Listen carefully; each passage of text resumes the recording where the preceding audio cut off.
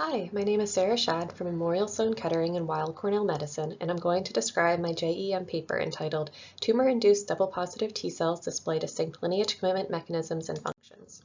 We traditionally consider T cells to exist in one of two states, either as a CD4 T cell that recognizes peptides presented on MHC class II and differentiates into various helper T cell subsets, or as a CD8 T cell which recognizes peptides presented on MHC class I and differentiates into potent cytotoxic T cells. And while we generally consider these two cell types to be mutually exclusive, cells expressing both CD4 and CD8 molecules have previously been described in the literature, but their origin and functional relevance remain largely unknown.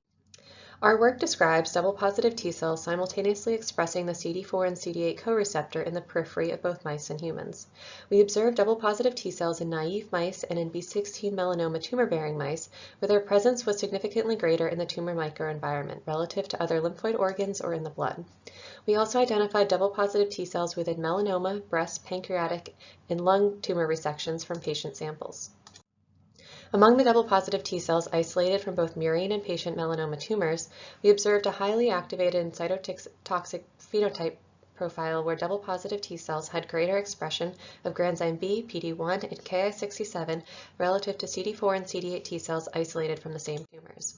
We further observed that the elevated expression of these activation markers was unique to double positive T cells isolated from the tumor microenvironment and was not upregulated in other tissues or in naive mice. We sequenced the TCRs of CD4, CD8, and double positive T cells from the melanoma tumor-bearing mice and observed both enriched clonality and significant overlap of double positive TCRs with single positive CD4 and CD8 cells, leading us to ask the question, are CD4 and CD8 T cells capable of re-expressing the opposite co-receptor in the periphery? To assess this, we utilized models of adoptive cell transfer where we transferred naive antigen-specific CD4 or CD8 T cells into congenically distinct mice bearing melanoma tumors.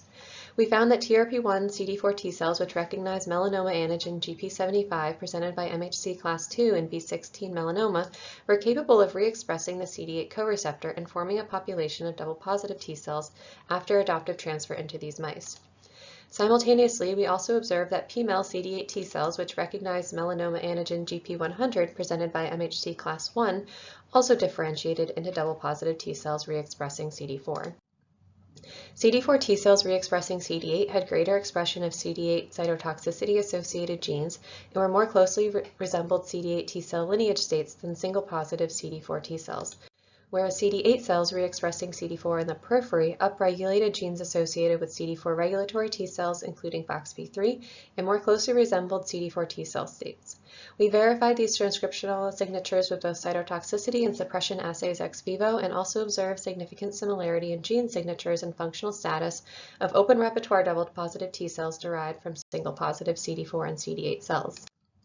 In conclusion, we demonstrated that double positive T cells arise from both CD4 and CD8 single positive cells following antigen stimulation in the periphery and acquire features of the opposite cell types, phenotype, and function.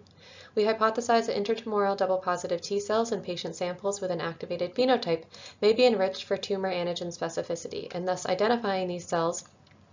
is a means for identifying tumor-reactive T cells for adoptive cell therapy.